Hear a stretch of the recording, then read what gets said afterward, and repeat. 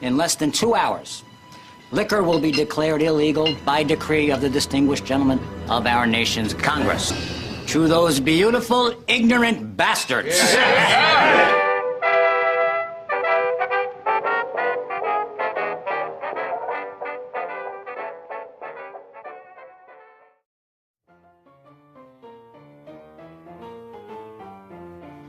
In the 1920s to 1933, the United States enforced a law that became one of the most debated issues of the nation since slavery.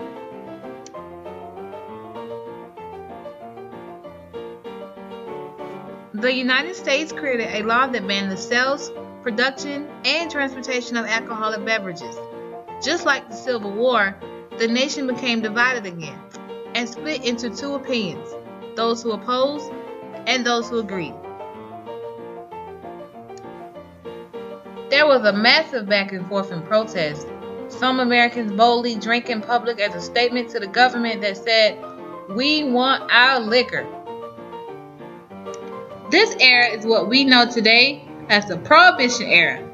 With all of the opinions that were boldly voiced throughout America, there was one argument that both supporters of Prohibition and protesters of Prohibition agreed on.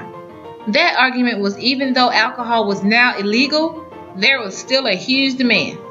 That demand created suppliers, suppliers created crimes, crimes created criminals, and those criminals developed large organizations that took on the task of supplying America with alcoholic beverages.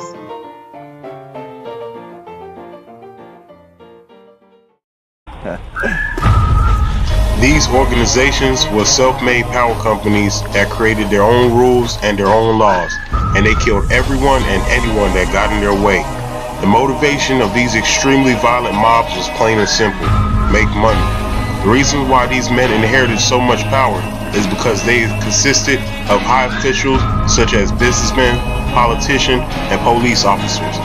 Today, we call them I need 100 black Calvins for 100 bad men, 100 black grapes so I can lay they ass in. I need 100 black preachers with a black sermon to tell from 100 black Bibles. While we send them all to hell, I need 100 black coffins, black coffins, black coffins.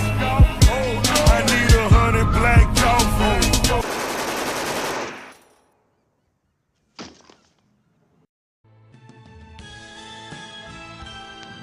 The most popular gangster of the Prohibition era was Al Capone. During the Prohibition era, Al Capone developed a very successful bootlegging company and made over $5 million in a year.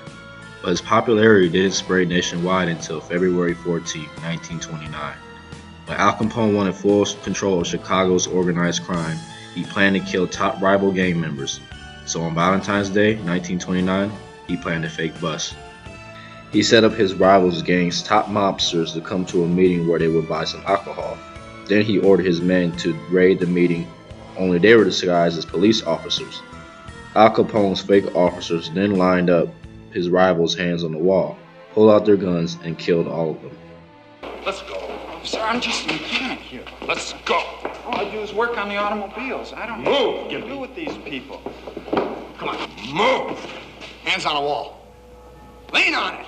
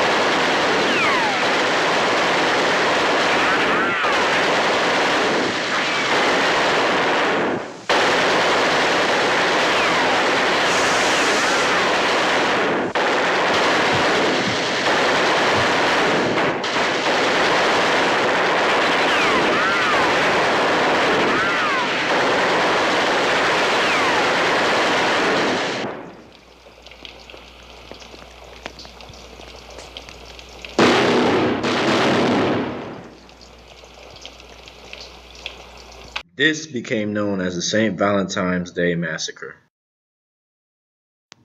After the St. Valentine's Day Massacre, Al Capone became the center of attention of two of the largest organizations of the United States at that time, the FBI and Hollywood.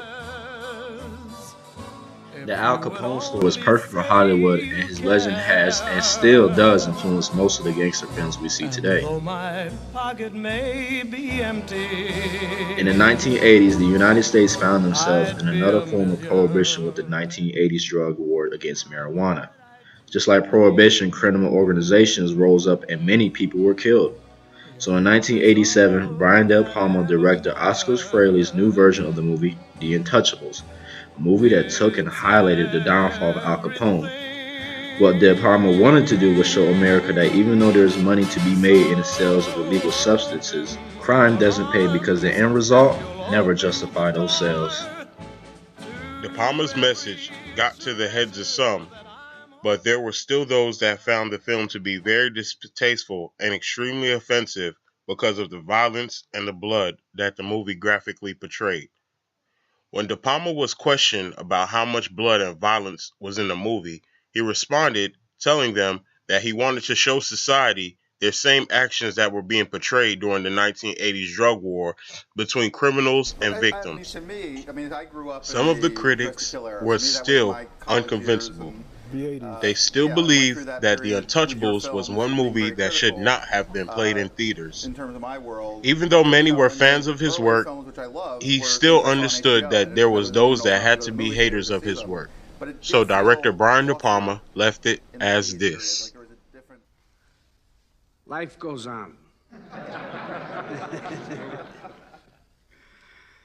A man become preeminent, he is expected to have enthusiasms. Enthusiasms.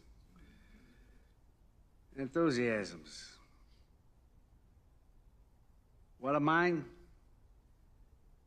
What draws my admiration? What is that which gives me joy? Music.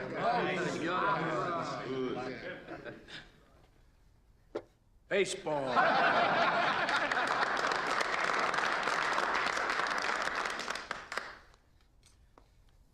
A man stands alone at a plate. This is the time for what? For individual achievement. There he stands alone. But in the field, what? Part of a team. Teamwork. Looks, throws, catches, hustles, part of one big team. Bats himself the livelong day, Babe Ruth, Ty Cobb, and so on. If his team don't field, what is he? You follow me?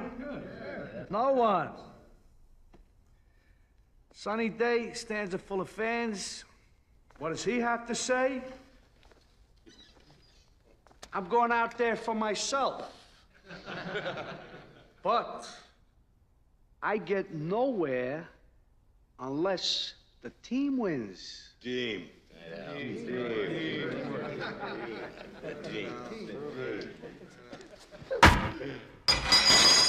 Oh, Jesus Christ.